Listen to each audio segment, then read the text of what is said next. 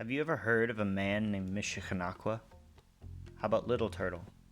He was an important Miami chief who led a confederation of natives in several key major victories against American forces in the Indian Wars. Little Turtle is also the one who kept the Miami tribe out of Tecumseh's War. He stepped down as the intertribal war chief of the Confederation after he could not convince them to sue for peace. Afterwards, he spent his life assimilating to American culture except for his adamant refusal to drink alcohol. He met with George Washington, where he was presented with a sword. He spent his life peacefully and legally resisting U.S. expansion. He eventually retired to a village near Fort Wayne, Indiana. This is where he died from natural causes and was given a military-style funeral. He there rested peacefully for a while. 100 years pass. Fort Wayne grows, roads are extended, more land is bought, houses are built, and orchards are planted. Chief Little Turtle was accidentally uncovered. Dr. George W. Gilley bought a strip of land and contracted the Lochner brothers to build his house. While the brothers and their laborers were digging out what would become the cellar, they came upon a burial. Seeing this, the Lochner brothers called off their workers and notified Dr. Gilley. Together, the three uncovered the rest of the burial. Along with the sword from George Washington, there were many other items buried with Little Turtle, most of which have been lost. At the time, no one knew the identity of the person they uncovered, so some of the laborers were allowed to take some of the stuff they found as curious mementos, and the skull was presented to Dr. M.W. Ivins. Eventually, Little Turtle's skull was sent to the U.S. Museum, now known as the Smithsonian, for study. When the tribe requested its return, the people at the museum said that the skull they received was that of a young woman, and upon later inquiries, that it was lost.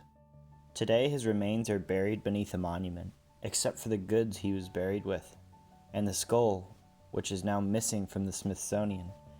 The goods are scattered throughout the U.S., but are being sought after by the Miami tribe for reburial. The whereabouts on Little Turtle's skull is still unknown. The real question is, what now? How can archaeologists right this wrong and all those like it? It is a field of study that has the power to do some real good for oppressed peoples, but instead this power was used to further subjugate people who were already under the yoke of colonialism. But why are the remains of Native Americans so disproportionately in the hands of colonial institutions like universities and museums? Why are museums and archaeologists so reluctant to return the things that don't belong to them? Why do they feel so strongly about maintaining control of the remains of other cultural and ethnic groups? To answer these questions, you have to go back to the 19th century concept of hyperdiffusion and cultural evolution. Hyperdiffusion proposes that the origin of all culture came from a single technologically or spiritually advanced group of people and diffused out to the rest of humanity over time.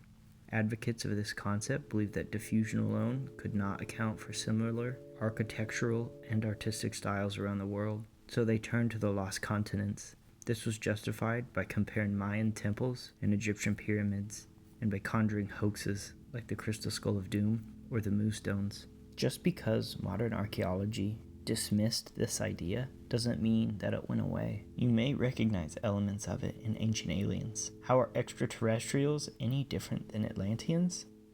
They're not. They are both fictitious and imply that indigenous culture is not original, arguing that they are derived from a more advanced, civilized, and mysterious other. They both steal the history and accomplishments of indigenous people and attribute them to people that don't exist because of a belief that primitive cultures were not capable of doing it, which leads to our next theory. Cultural evolution proposes that communities evolved from non-organized societies to large nation-state societies over time, which could sound reasonable in certain contexts. The problem is that 19th century Western thinkers put themselves as the pinnacle of human society. Therefore, as the more evolved culture, they had a responsibility to colonize others and help them catch up. Archaeologists like to think that they have walked away from the worst of this idea, but ask yourself something. If this is the case, why do museum specialists and archaeologists position themselves as caretakers and interpreters of history? Long story short, it's because the Victorian ideals about the role of the colonizer and the colonized persist. indigenous people are still characterized as not capable of managing their own history. Ultimately, whose history is it? How do we correct the colonialist reality of our current institutions?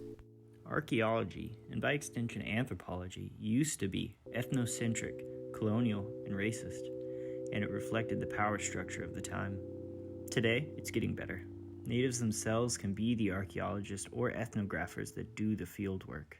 They can have a say on how and what is done in anthropology, especially with the implementation of NAGPRA in 1990.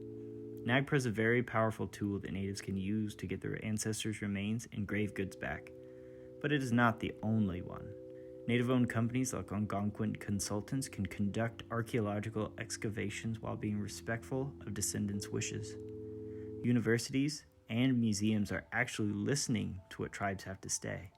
Still, institutions, museums, and even archaeologists are still hoarding remains of natives with a terrible fervor that is yet to be wholly cured. Little Turtle was neither the first nor the last indigenous person to have their remains disturbed, stolen, and held in museums. Ishe was a Yahe man from what is now Northern California who had lost his entire community to war and disease. He eventually came to be a living exhibit for the University of California, working with the anthropologist Kroeber. When Ishe died in 1916, Kroeber had his brain removed and sent it to the Smithsonian. It was kept there until 2000 when it was returned to the Yana tribe. A more recent example is Kennewick Man, or rather, the Ancient One, as he is called by his descendants. He lived 9,000 years ago and was a prehistoric ancestor to the First Nations of the state of Washington. Archaeologists stumbled upon his remains in a riverbank near the city of Kennewick in 1996 and quickly sent him to the Smithsonian for study. But in 2004, his descendants requested his remains be returned to them for burial under NAGPRA, and after over 12 years of legal fighting, he was tested for DNA and repatriated to the Colville Nation for reburial. Institutions and museums like the Smithsonian have the bulk of the say when it comes to deciding who owns what. In Western culture, we tend to focus on the idea of the museum as a space for preservation.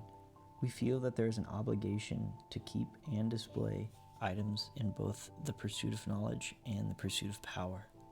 Defining museums in this way does a disservice to Native communities and public audiences. It leaves out the agency of the tribe and attributes a false representation of complete objectivity to institutions. One of the myths that museums use to justify not repatriating artifacts is that they do not see Native communities as capable of managing them. According to Dr. Christina Krebs, museums should not be thought of purely in the Western context. Instead, we should integrate practices regarding the treatment of objects from the descendant communities. This allows the community to exercise agency over their cultural and material heritage.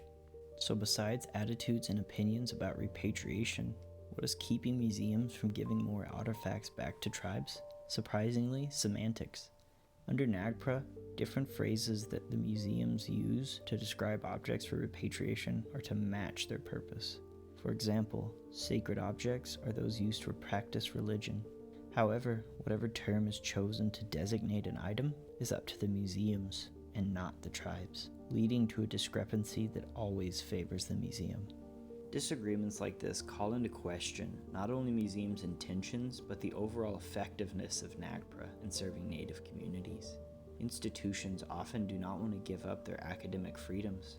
While remains and objects are left on shelves and in drawers and storage, some scientists feel that reburial is directly opposed to archaeology.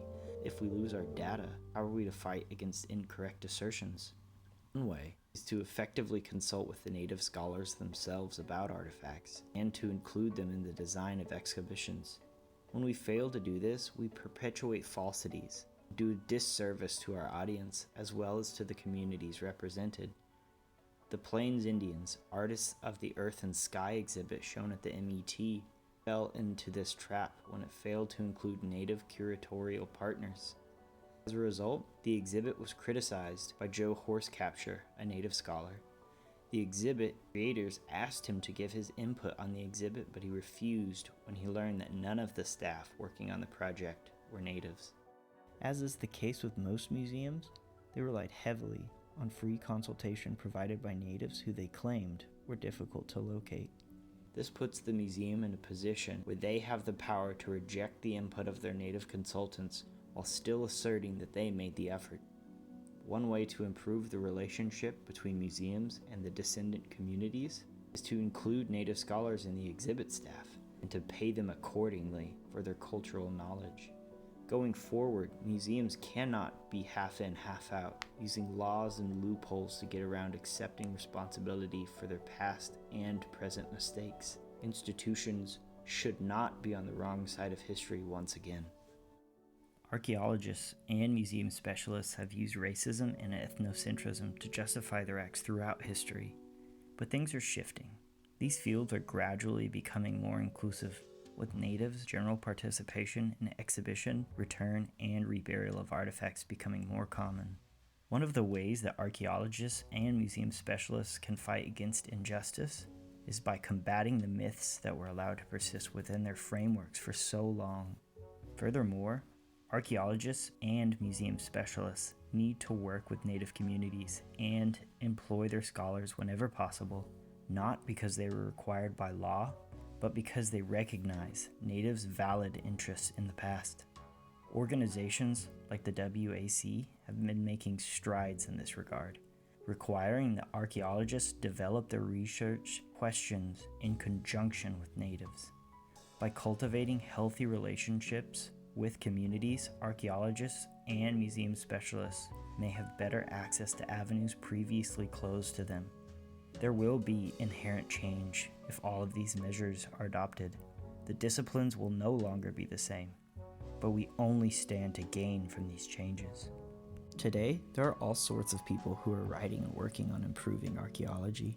For example, Dr. Joe Watkins, a Choctaw archaeologist, works at the University of Oklahoma, where he is the director of Native American Studies at the university.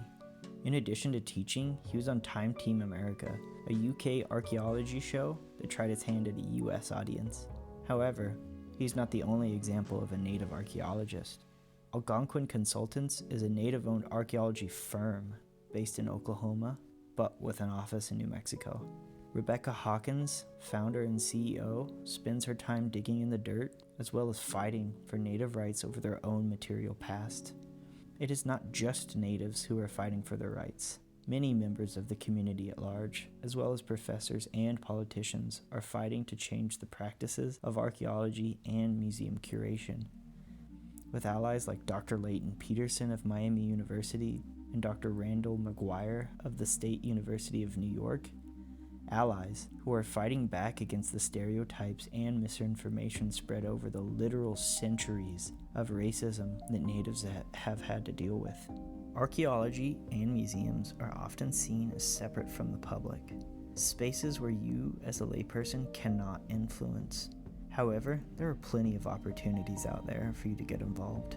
You do not have to be an archaeologist, a museum professional, a scholar, or a scientist to become educated on native issues and the importance of repatriation. Becoming an important voice in your community could involve something as simple as attending local meetings, like one with your local archaeological association, your local museum association, a statewide association, or the American Association for State and Local History. It could involve volunteering with the National Park Service, working as a docent, or creating educational materials like this video. Playing a part in the management of your community's heritage is a rewarding experience. Every step we take in this direction is a step forward, and with the help of your voice and ideas, we can further the cause for the inclusion of Native scholars and repatriation.